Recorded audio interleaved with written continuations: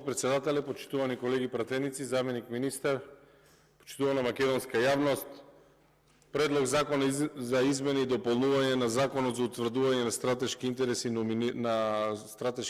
и номинирање на партнер, нешто за кое што целата македонска јавност дозна за каква влада станува збор, за какви интереси станува збор, лукративни интереси, целосно би рекол подчинување, понижување на законодавниот дом, понижување на собранието, и овде колегите пратеници ќе се навредат кога ќе зборуваме за ова, меѓутоа станува збор за вистината. Како дозволија пратениците од мнозинството да бидат поддржувачи и поддржувачки на вака катастрофално скроени законски решенија? Како успеавте да бидете поддржувачи на злоупотребата на европското знаменце, кога и сами знаете дека станува збор за механизам кој што исклучиво треба да функционира за приближување на нашето законодавство кон законодавството на Европската Унија. И замислете сега, Предлог законот за измени и дополнување на Законот за утврдување на стратешки интерес стигнува со европско знаменце. Со која директива го усогласувате?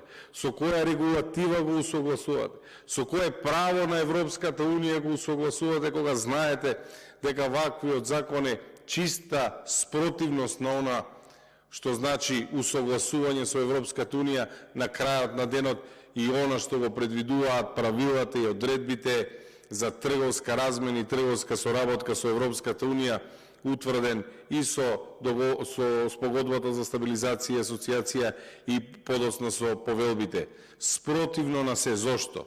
Затоа што се штитат нечии криминални интереси во владата на Ковачевски и на Груби, или можеби поправилно ќе беше да кажам владата на Груби и на Ковачевски. Пакет закони кои што представуваат плеада на други закони кои што се менуваат. Плеада на закони. Еве, само за пример за македонската јавност, на денешниот предлог Закон за измени и дополнување на Законот за утврдување на стратешки интерес, опозицијата предложи еден амандман. Само еден амандман. И ќе ви кажат дека биле за европска иднина, ќе ви кажат дека биле за квалитетно градење. Еден амандман од кој што се бараше договорот, подпишаниот договор да биде објавен во службен весник. Затоа што во сите предлог закони кои што стигнаа во собрание, лажете, во сите предлог закони, како причина за изменување и дополнување на законите пишува заради утврдување, заради потребата која произлегува од Законот за утврдување на стратешки интереси и номинирање на партнер, произлезе потребата од донесување на овој закон. И тоа, Законот за работни односи, Закон за урбанистичко планирање, Закон за градење, Закон за експроприација, што представува ноторна лага. Не произлегува од законот. И затоа имате став на Уставниот суд. Став на Уставниот суд. Државна комисија за спречување на корупција поднесува иницијатива до Уставниот суд да се преиспита уставноста на законот затоа што го суспендира македонското законодавство. Уставниот суд вели дека на начин на кој што е донесен законот се суспендира само законот за јавни набавки, додека остануваат во примена останатите закони. И тоа вие го искористивте, односно владата го искористи на тој начин да ни менува плеада закони со кои што скриено се менуваат и други закони. Само за пример, со предлог законското решение за измени и дополнување кое што денеска ни е наред, а еве нека ме демантира министерот, дали не се менува и законот за акцизи? Се менува и законот за акцизи. Дали не се менува и законите кои што утврдуваат процедури при царинското постапување? Се менуваат и тие закони. Меѓутоа не се менуваат, се дерогираат.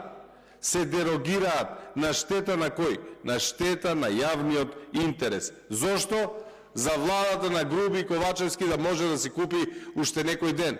Да можат финансиски да се обезбедат па да живеат некаде по белиот свет. Меѓутоа ние треба да останеме овде и да ги трпиме последиците онака како што вие сте ги скроиле за жал. Зошто да бидете против објавувањето во службен весник? Која е потребата да ја злоупотребувате процедурата на Европската Унија и да стигаат овие закони со европско знаменце?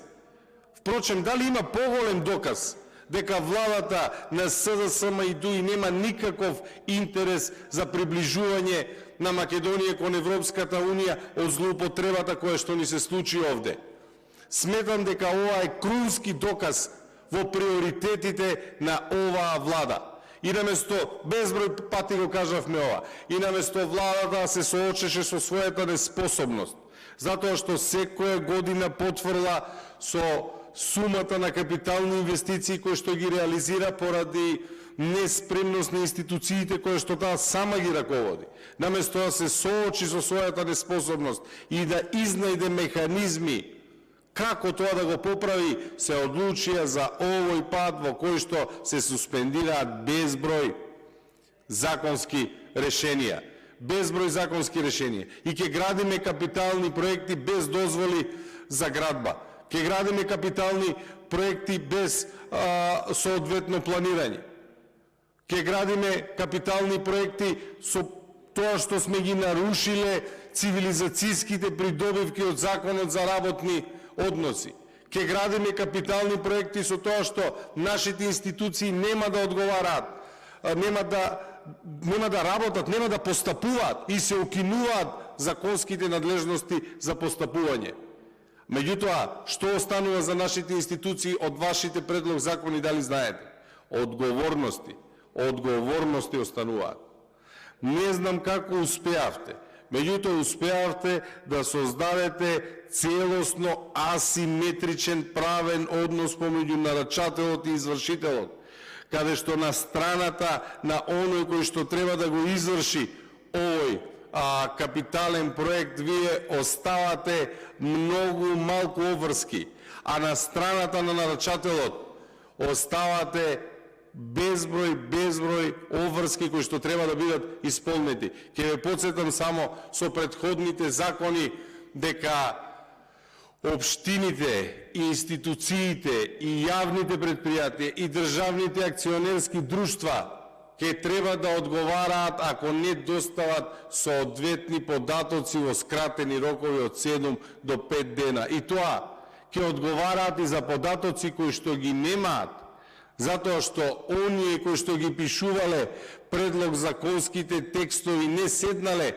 да размислат за можните последици, туку брзале да му се допаднат на Груби и на Ковачевски, а за да купат уште еден повеќе ден на власт. Меѓутоа, верувајте ми, ќе се согласам со колегата Бојан дека одговорност ќе има, не затоа што ние тоа го бараме, тоа го бара народот.